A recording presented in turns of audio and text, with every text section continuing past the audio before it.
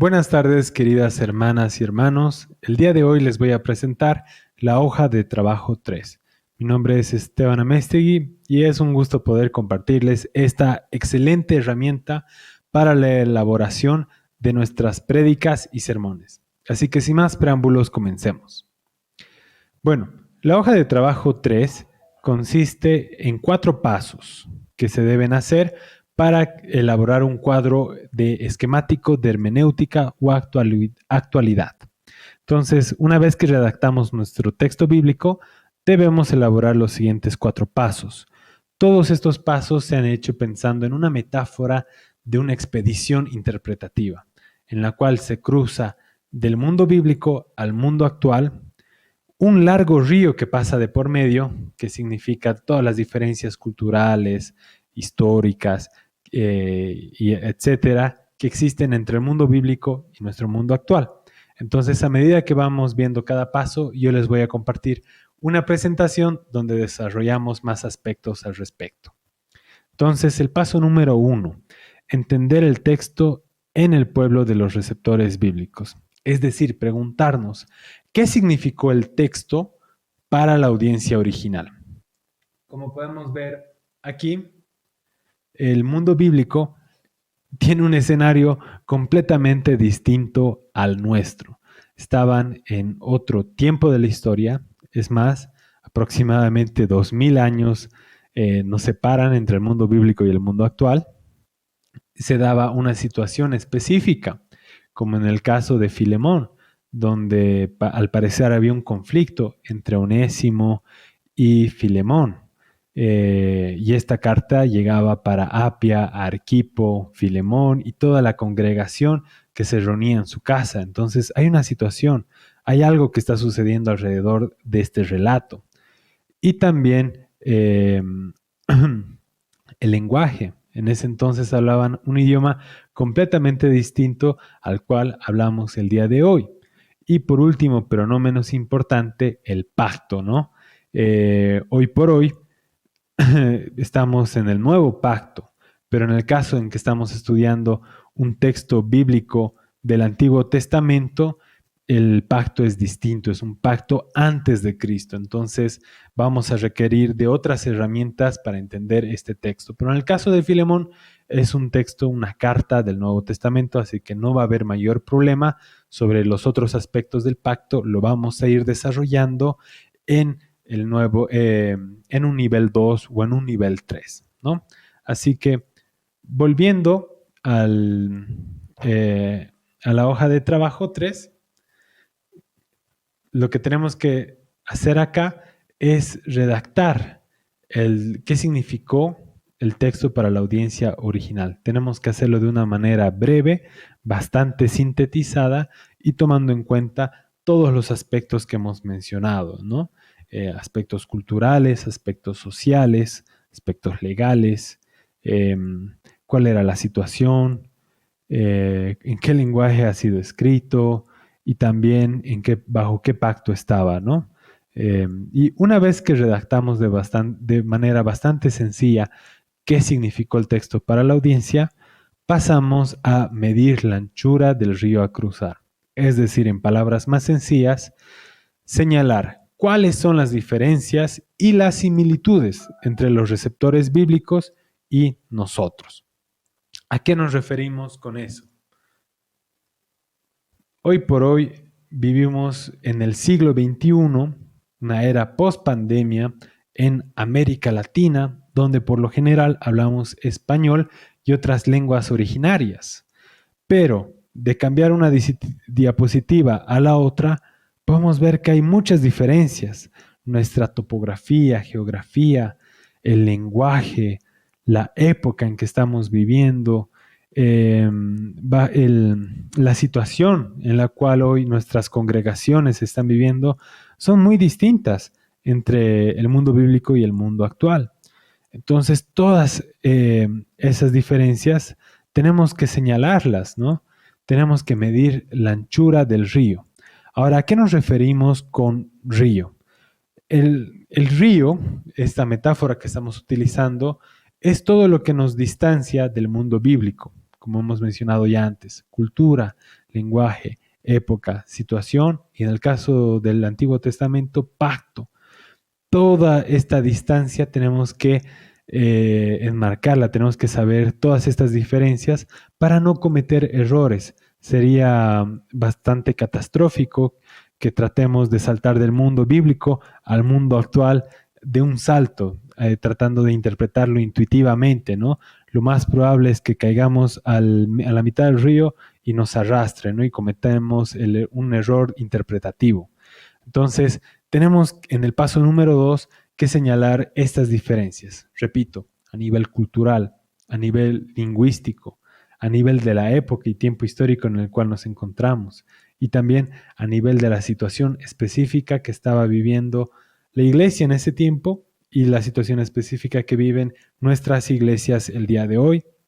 Y como ya hemos recalcado, el pacto en el caso que sea un texto del Antiguo Testamento. Entonces, volvemos a la hoja de trabajo y pasamos al paso número 3, que consiste en cruzar el puente de los principios. Es decir, preguntarnos, ¿cuál es el principio teológico que subyace en este texto? Ahora, como hemos visto, acá tenemos un río bastante amplio que tenemos que cruzar.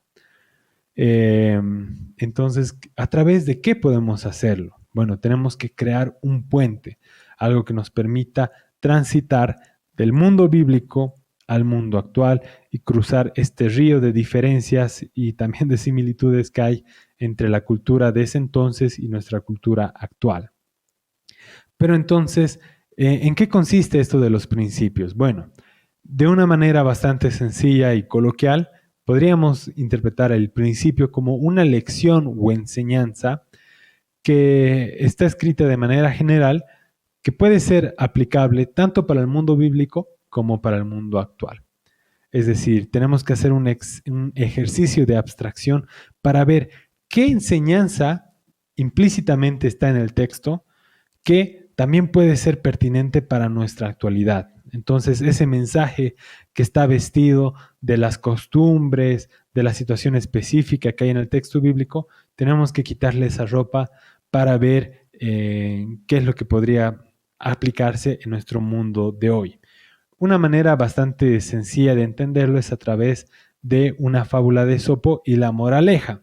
Lo voy a hacer bastante rápido. Bueno, este es el relato de un león y un ratón. Este ratón, bueno, érase una vez este ratón que caminaba sin saberlo sobre el lomo de un león y de pronto una garra atrapó al ratón con la intención de comérselo. No me coma, por favor. Le prometo que si alguna vez esté en apuros, yo le ayudaré, suplicó el ratón. ¡Ja, ja, ja! ¿Cómo podrá ayudarme alguien tan pequeño como tú? Respondió jactancioso el león. Pero el león lo dejó marchar por esa vez. Días más tarde, el ratón escuchó unos rugidos cerca de su madriguera. Era el león, que había quedado atrapado en una gran red. Entonces, el ratón comenzó a roer la red hasta hacer un agujero del tamaño del león. Y desde entonces, el pequeño ratón y el enorme león fueron amigos inseparables. La moraleja de la historia es que hasta los más grandes necesitan de los pequeños. Ahora bien, te debes estar preguntando, ¿por qué ahora estamos viendo una fábula de Esopo? Creí que estábamos estudiando la Biblia y tratando de encontrar el principio teológico. Bueno, te presento esta historia porque uno, las historias de niños han sido redactadas tan fáciles de entender que hasta los más pequeños pueden captar la lección, ¿no ve? Y segundo, porque la moraleja de alguna forma se parece al principio teológico. Permite demostrarlo de la siguiente manera.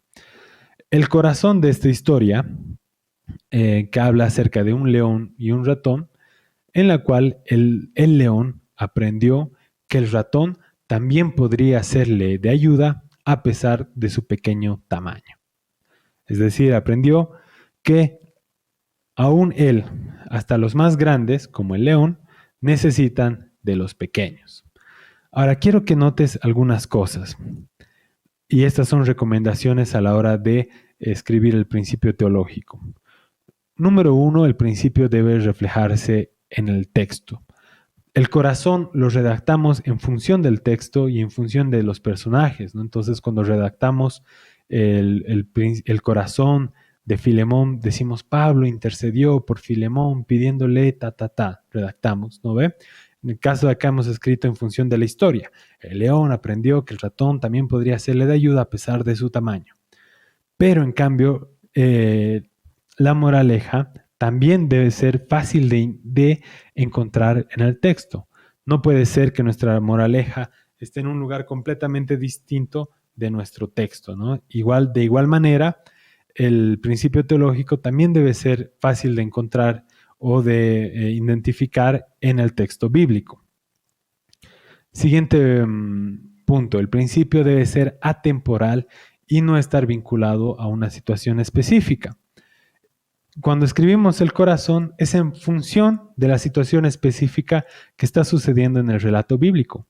Cuando redactamos el principio teológico debe ser atemporal y no estar vinculado a una situación específica.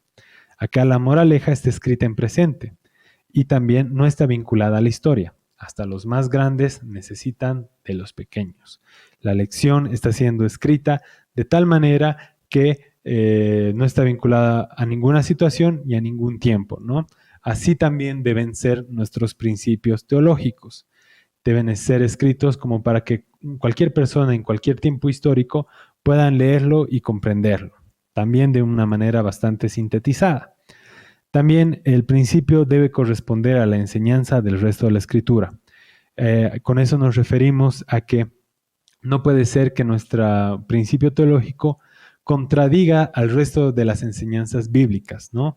Tenemos que ser cuidadosos de contraponer nuestro texto bíblico a el resto de las enseñanzas, porque no vaya a ser que cometamos un error de interpretación y por un error de interpretación estemos contradiciendo a la enseñanza de la Biblia, ¿no? Ese sería un tremendo error. Por último, el principio debe ser pertinente tanto para la audiencia bíblica como para la audiencia contemporánea. ¿A qué se refiere eso? Que si le entregaríamos nuestra redacción del principio teológico y imaginémonos que se lo pasemos a Pablo y Pablo lee y diga, esto no tiene nada que ver con lo que yo quise decir, pues entonces estamos cometiendo un error, ¿no? Entonces, cuando redactamos nuestro principio teológico, tenemos que ser cuidadosos de que sea relevante tanto para ese entonces como para que Pablo nos felicite. Muy bien, has escrito bien el principio teológico, interpretaste lo que yo realmente quise decir y también tiene que ser pertinente para nuestro tiempo actual, como para que nuestro oyente al escucharlo diga, wow, eso realmente tiene implicaciones para mi vida el día de hoy, ¿no? Entonces, bueno, yo les presentaba este ejemplo para que se den cuenta cómo la moraleja de alguna manera se parece al principio teológico, ¿no? A nivel que es atemporal, no está vinculada a una situación y está escrito en un tiempo presente, ¿no? No se distraigan mucho con ese ejemplo, solamente era para ejemplificar lo que quería decir, demostrar lo que quería decir. Ahora, de nuevo, volvamos al paso número 4. Entonces, después de haber redactado nuestro principio teológico en tiempo presente, y que en realidad es ese puente que nos va a permitir ir del mundo bíblico al mundo actual, nuestro paso número 4 es entender el texto en nuestro pueblo. Es decir, tenemos que preguntarnos cómo aplicar hoy esta lección, este principio teológico a los creyentes y a la iglesia. Entonces acá ya podemos pensar cómo el cristiano del día de hoy, cómo el cuerpo de Cristo, la iglesia, el día de hoy, puede encarnar este mensaje, ¿no? Entonces, también podríamos ser más específicos más adelante para el auditorio al cual nos vamos a dirigir. Pero aquí ya tenemos que este mensaje abstracto tiene que convertirse en acciones, en maneras en que el público, el oyente, pueda aplicar esta lección en su vida, ¿no? Entonces, estos son los 4 pasos que hay que resolver. Vamos a compartir con ustedes este documento en GuruKhan y en los grupos de WhatsApp. Espero que esto haya sido claro y cualquier problema, consulta, no duden en escribirnos. Nosotros estamos aquí para servirles. Un abrazo fuerte y hasta la próxima. No te pierdas esta serie sobre las hojas de trabajo. Nos vemos en el siguiente video.